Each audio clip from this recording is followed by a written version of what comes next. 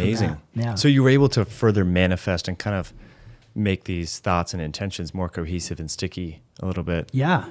It's amazing. I saw the path where I have these goals and I've had them for a while, and I didn't see the route. I didn't see the path toward it.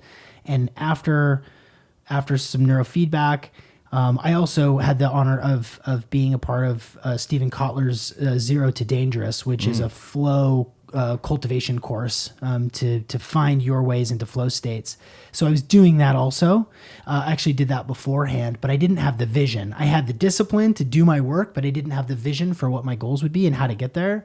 And it opened me up and helped me focus in a huge way. That's cool. Yeah. Do you know Jan Venter? He's in British Columbia, Vancouver. Yeah, he's been on the podcast, a friend of mine, but he's really into Steven Kotler's work, and he was creating this flow dojo in Vancouver, BC. I don't know the status of where it's at, but wow, that's really fascinating.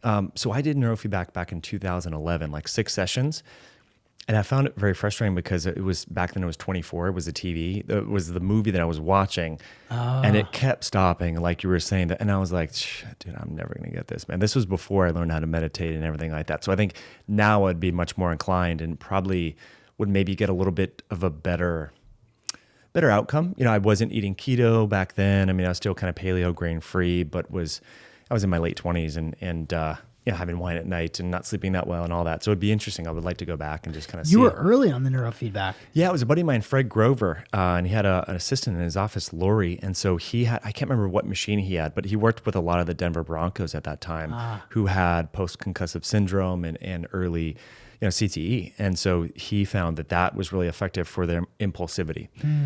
And so, yeah, in Denver, I think they still do it quite a bit, but there was a few different machines and I was considering maybe getting one. It was only like, let's say only, but it was $900. And I thought, because the session it got expensive pretty quick. And anyhow, so it's cool. We have all these tools and technologies, and what I like about them and what I've heard from Fred is these things are sticky. Like you do a few sessions and it can transform your brain, and you don't need to maybe always do it as often, right? Maybe you do, like you said, 16, you do 20, and maybe you do it once a month or once a quarter or whatever, just to sharpen the saw. Yeah. So